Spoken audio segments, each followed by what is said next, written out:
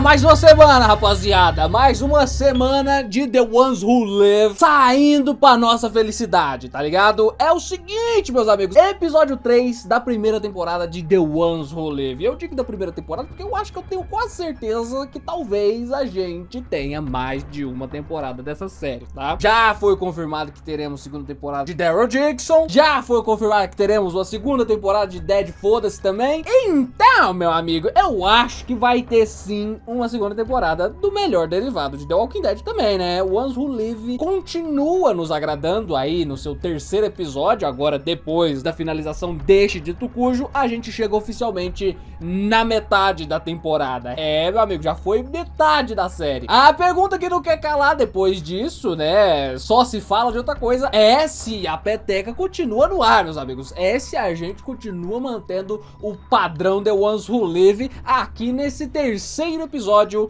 da sériezinha. E, meus amigos, sim, de fato o padrão continua alto, pelo menos para a minha pessoa. É um episódio que me agrada bastante. Agora, ele definitivamente não supera o segundo episódio e também não supera o primeiro episódio. Embora, de fato, agora a gente vê a narrativa evoluindo e grandes coisas sendo construídas aqui neste episódio de passagem. Ele é um episódio de construção, aquele famoso, aquele termo que a gente sempre usa vez ou outra, que já é clássico aqui desse canal, o episódio de meio.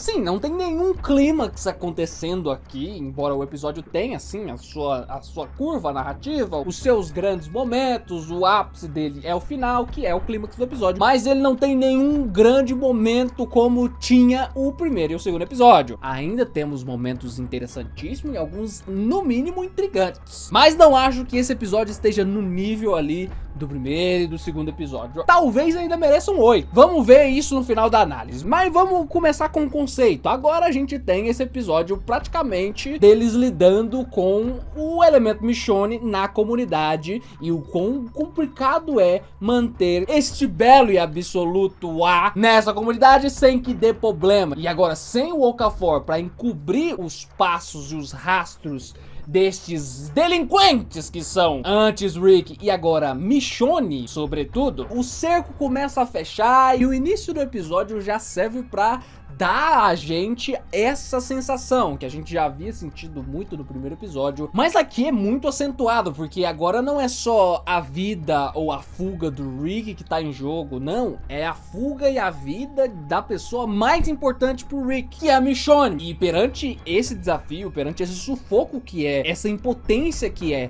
ele não poder fazer nada, ele não poder simplesmente deixar a Michonne ir, ou simplesmente os dois fugirem dali, rumo ao horizonte e a um final feliz e tudo mais. Não, ele não pode fazer nada disso. Ele não pode mandar a Michonne, eles não podem fugir juntos, porque a Jade está lá e ela vai se certificar de matar toda a comunidade deles se isso acontecer, por conta do sigilo da CRM e tudo mais. You're thinking about killing me. I will. But not today. E é muito legal como eles conseguiram estabelecer esse negócio do sigilo, né, manos? É uma desculpa muito convincente e muito bem construída, introduzida na trama, sabe? Que explica muito de tudo isso que aconteceu. Rick não poder ter voltado, embora tenha tentado bastante durante todos esses anos. O pessoal ter custado encontrar a CRM. No início do episódio a gente tem algumas outras respostas a mais a respeito da Jade e suas motivações. E basicamente ela é aquela que acredita bastante que a comunidade é a única esperança do mundo, assim como a Pale Thorn. A Jade, ela acredita nessa comunidade piamente e ela tratou logo de, nesses 6 anos, subir muito na hierarquia. Ela de fato teve um fator que a ajudou muito, que é o fato dela ter trazido o Rick, que praticamente foi o ingresso dela, e o ingresso meio VIP pra comunidade. Ela nem precisou ser uma consignária e matar zumbis e tudo mais. Ela pulou essa etapa por causa de ter trazido o Rick e tudo mais. A gente descobre um pouco mais sobre a relação dela com a CRM, que a CRM mandava suprimentos pra eles e em troca eles sempre estavam dando lá A's ou B's, que são pessoas para que a CRM ou recrute ou descarte, usando como cobaia talvez, matando, né, no caso dos As. Mas foi diferente com o Rick, ele não foi descartado durante as suas 5 tentativas de fuga, porque o Okafor era o cara, mano, e ele acobertou todas as vezes, e agora meio que explodiu, né, explodiu o homem. E explodido, o homem não tem como mais acobertar ele. E agora que a Peltorne foi promovida, eu achei isso muito legal, para o que parece ser o mesmo escalão do Okafor, ela praticamente é a substituta dele, não muda o fato de ela não ser o Okafor. E isso pesa muito, ela repete isso várias vezes, de que ela não é o Okafor. E isso pesa muito no episódio, já que ela é meio que a responsável pela Michonne agora, a pedido do Rick, a quem ela deve favores e é basicamente o melhor amigo dela ali. E ela vê o Rick de maneira ainda maior do que um amigo, e sim como família. Eu vi que uma galera tava ali pintando meio que um romancezinho entre os dois enquanto a gente tava assistindo.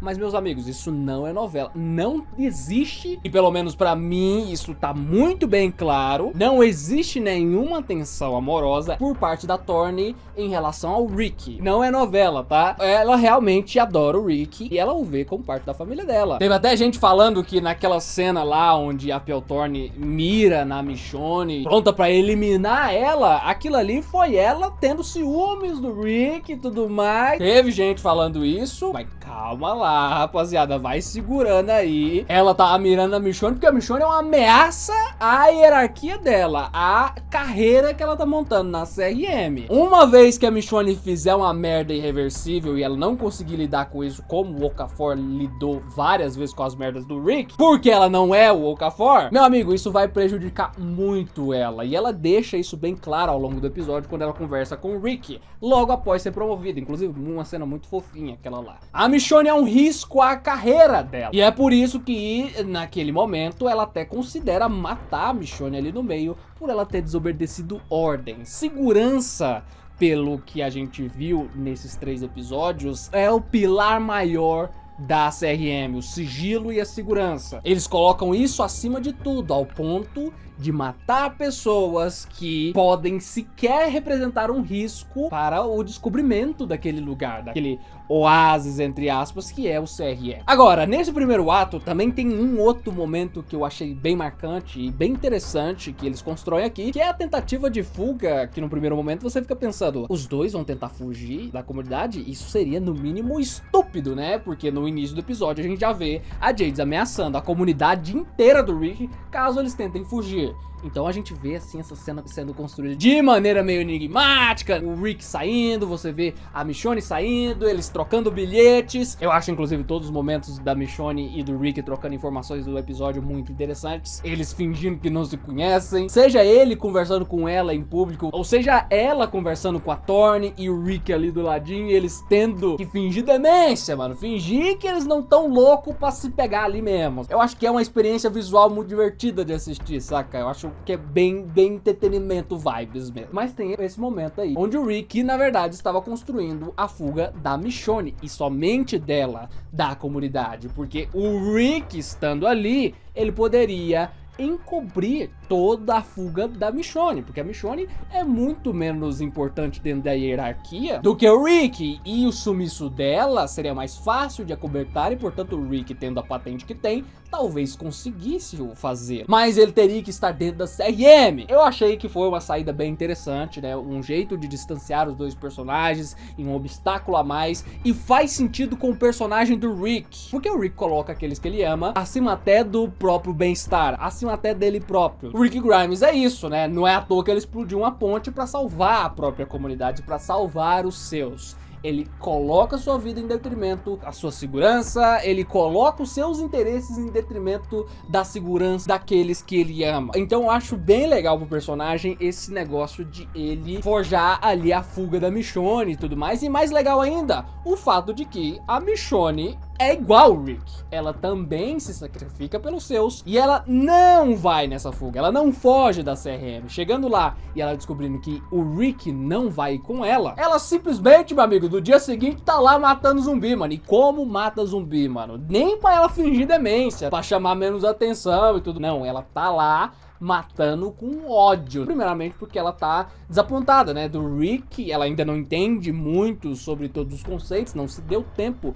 deles conversarem muito a respeito, e ela fica meio com raiva, né, do fato de o Rick ter falado pra ela ir sozinha, né? Ela passou tudo aquilo pra encontrar o Rick e agora ela vai ter que ir embora com as mãos vazias. Eu até acho engraçado que a própria Jade fala: você acha mesmo que ela foi? Você acha mesmo? E aí depois ela aparece lá, né? Pra surpresa de absolutamente ninguém. Era óbvio que ela não ia fugir e deixar o Rick lá sozinho, sabendo de tudo que é a CRM. E eu acho muito engraçado o diálogo que eles têm ali. Eles vão ali pra aquele lugar escondido e ela tira o capacete do Rick, parecendo que vai explodir a cabeça dele. E o Rick vai dando os argumentos do porquê que ele tinha que ficar e ela ir. E senão não teria como eles fugirem. E ela simplesmente, mano, ela não fala um A. Ela só se retira, meu amigo. Mostrando que, tipo, não dá. Sozinhos não vamos sair daqui. Mas juntos, a gente é capaz de qualquer coisa, né? E isso é martelado ao longo do episódio. Tanto que os nossos próprios antagonistas reconhecem isso. A Jade mesmo fala que sozinhos, mano, ela sabia que o Rick não teria como fugir da CRM. Agora, o Rick e a Michonne, juntos eles são capazes de qualquer coisa. Me lembrou a música Invincible, do Muse, minha banda favorita, que é uma música basicamente The Ones Who Live Vibes. Eu acho até que devia tocar nessa série. É uma música bem Together We're Invincible, tá? Eu não posso colocar aqui por causa dos direitos autorais, mas procurem essa música e ouçam.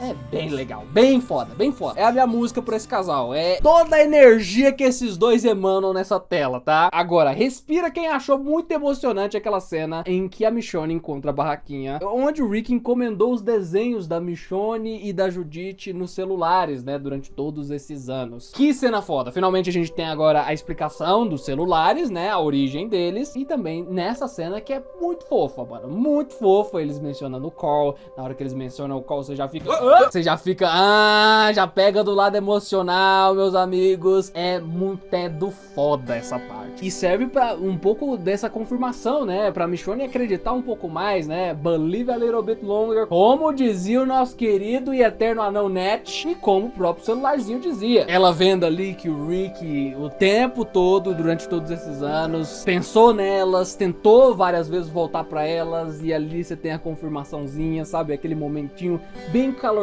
do coração. Outra cena muito foda na coleção de cenas fodas que tem esse episódio é a cena onde a Thorne leva a Michonne pra aquele mesmo lugar onde o Okafor falou todas aquelas coisas sigilosas pro Rick, ensinou todas aquelas coisas pro Rick e pra ela, pra poder recrutar ela pra força-tarefa que eles vão fazer naquela base que eles estão restaurando pra ser uma expansão da CRM. E eu acho essa cena, e vale pra várias outras dessa série, um buraco negro, sabe? É extremamente interessante. Esse joguinho de segredos que os caras têm. Você tem a Michonne que tem um segredo com o Rick, e você tem a Thorne que tem os segredos dela também. Tem coisas que a Thorne sabe agora que ela foi promovida que o Rick não faz ideia e nós como públicos não fazemos ideia. Ela tá jogando segundo os interesses dela e cada vez mais sobre os interesses dela. Ela tá muito receiosa se deve acobertar ou não a Michonne, se deve fazer o que o Okafor faria com a Michonne ou não, e essa cena exemplifica muito bem isso. A tensão que é quando ela começa a retirar a faca, perguntando se a Michonne aceitaria saber das verdades que ela sabe que estão ocultas, que são super sigilosas, esperando a resposta e ao mesmo tempo o Rick tirando a arma, se certificando de que tipo, mano, se ela atacar eu atiro, se ela atacar o meu mozão eu atiro. Naquele momento eu até pensei que aquilo era um jogo mental, não para com a Michonne, mas para com o Rick. Tipo, um jeito de incriminar o Rick pra mostrar por A mais B que ele conhece a Michonne. Tipo, eu vou fingir que eu vou atacar ela.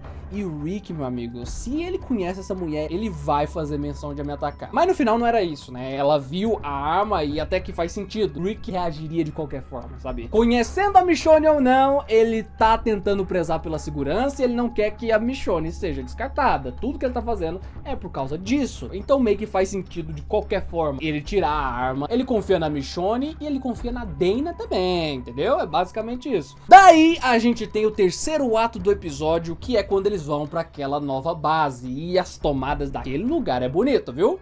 Aquele lugar é bonito, tá? Os takes abertos, sabe? Takes em locação mesmo. Eles foram lá pra gravar aqueles takes aéreos do helicóptero, mano. É a coisa mais linda do Brasil. É um gostinho do que a gente pode ver no início do próximo episódio, dado que acontece ao final deste episódio aqui, né? Mas nós vamos chegar lá. E parênteses pro épico visual da Michonne de soldado, né, mano? Que foda que ela ficou. Ela consegue ficar foda de qualquer jeito, mas ela de soldado ficou muito irado, mano. Que visual imponente que ela ficou. E aí eles têm essa missão de fazer ali uma limpeza de zumbis que estão ali ao longo da floresta. E é quando a gente tem essa cena perigosíssima, que é meio que um estupim que acarreta nos acontecimentos finais do episódio, que é o momento ali onde a Michonne, sendo quem ela é, acaba desobedecendo as ordens ali da Thorne e quebrando a formação, agindo pra tentar matar os zumbis e tudo mais, e o Rick acobertando ela, saindo do próprio posto pra ajudar a Michonne, e os dois correndo com aquele carrinho bomba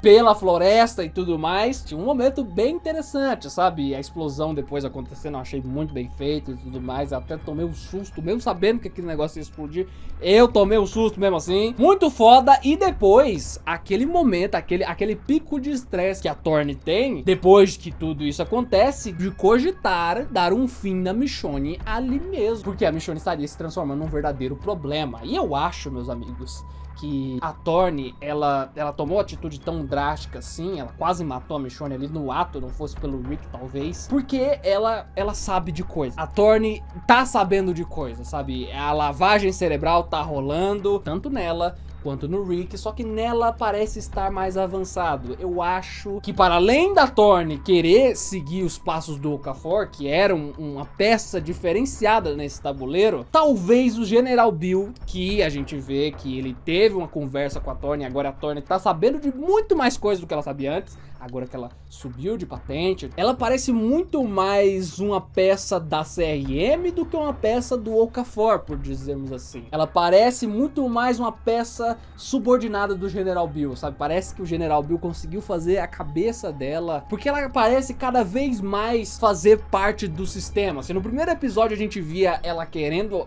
subir na hierarquia pra mudar a CRM, agora a gente vê ela cada vez mais querendo subir da hierarquia pra continuar sendo parte do sistema e não para mudá-lo de dentro pra fora. Parece que ela não quer mudar as coisas, porque mudar as coisas é perigoso demais. É o que tá parecendo que tá se construindo aqui, sabe? Que a Thorne tá lentamente sofrendo uma lavagem cerebral do Bill com as informações que ela recebeu dele. Talvez seja isso, mano. Talvez seja isso, ou talvez, no fim das contas, ela continue do nosso lado, apesar de toda a ameaça que ela também representa. Ela também é uma peça perigosa nesse tabuleiro. Vide o que ela fez com a Michonne, né? Botou ela na linha de tiro, mano. E esse meio que é o estupim pros acontecimentos do final do episódio. Porque a Thorne manda o retorno da Michonne, né? Depois que o Rick negocia e tudo mais com ela. E ela se prova extremamente desapontada pelo desacato dos dois. E só pelo fato de ter, no final das contas, as coisas sendo bem sucedidas, o plano, mesmo a rebelia, no final das contas a operação deu tudo certo, a coisa toda fluiu,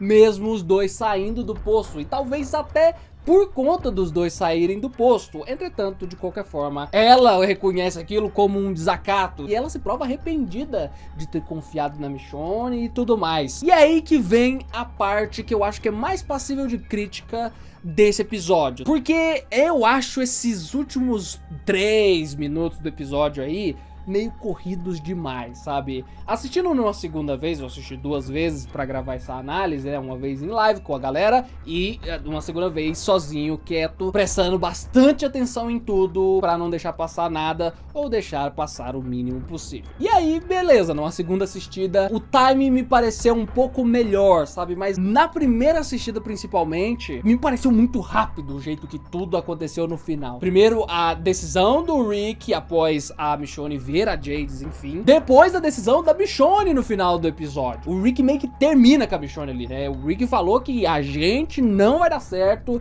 a gente tá quebrado, terminamos por aqui, sabe? It's over, não vai dar certo, você não pertence a esse lugar e eu pertenço a esse lugar. Isso eu acho que também são anos de Rick também tentando resistir a uma lavagem cerebral que aquele lugar causa nas pessoas. Ele perdeu um pouco do ímpeto dele de Rick Grimes, para com aquele lugar, e com razão, né? Aquele lugar quebrou o Rick completamente. E por isso, pra mim, faz todo sentido aquela atitude do Rick de ter meio que terminado com a Michonne. Talvez ele tenha feito isso até pra dissuadir a Michonne de tentar fugir, de tentar fazer as coisas, de tentar se rebelar e esse tipo de coisa. Provavelmente e certamente ele fez aquilo pra proteger a Michonne e tudo mais. E a Michonne provavelmente sabe disso também, embora ela fique extremamente chocada, e aquilo naquele momento provavelmente gerou nela um sentido de urgência, que ela precisava agir de alguma forma. E aí já corta, e na cena seguinte eles estão no meio de uma chuva, de um temporal e indo embora, voltando pra comunidade da Filadélfia. Só que aí, manos, nos últimos segundos do episódio, num arrombo de puro instinto e impulso, a Michonne, meu amigo, ela aproveita aquela tempestade que não dá pra ver um palmo à frente do próprio nariz,